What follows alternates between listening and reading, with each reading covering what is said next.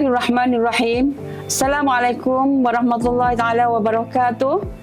Salam sejahtera, salam Malaysia Madani dan salam pendidikan berkualiti, insan terdidik, negara sejahtera.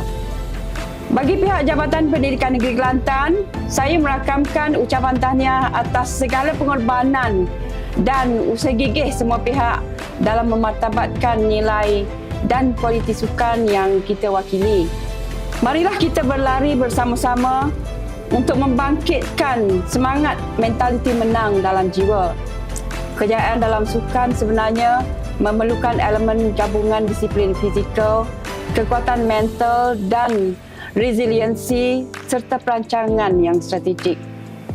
Mentaliti menang bukan sekadar mendapatkan pingat emas mata-mata, tetapi tentang kesungguhan kita, penuh berdisiplin, mematuhi arahan jurulatih, tidak mudah berputus asa dan tidak sesekali menyerah kalah sebelum wisil penamat dibunyikan.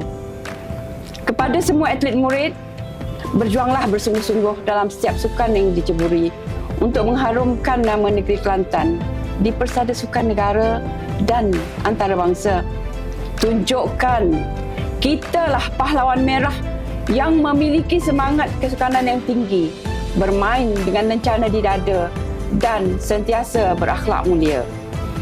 Kepada barisan kejurulatihan dan pengurusan sukan, terima kasih atas jasa dan pengorbanan dalam usaha melahirkan jago sukan negeri Kelantan.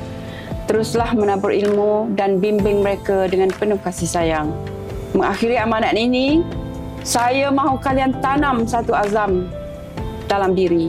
Kita turun ke gelanggang bukan sekadar untuk bertanding, tetapi kita mahu menang. Kita mahu jadi juara. Buat sehabis baik. Kita ingin berada dalam 5 negeri terbaik top 5 ranking Majlis Sukan Sekolah Malaysia MSSM tahun 2026. Ayuh, sama-sama lakarkan sejarah baru kerana tahun ini tahun kita. Mentaliti menang, bangkit bersama. Selamat berjuang.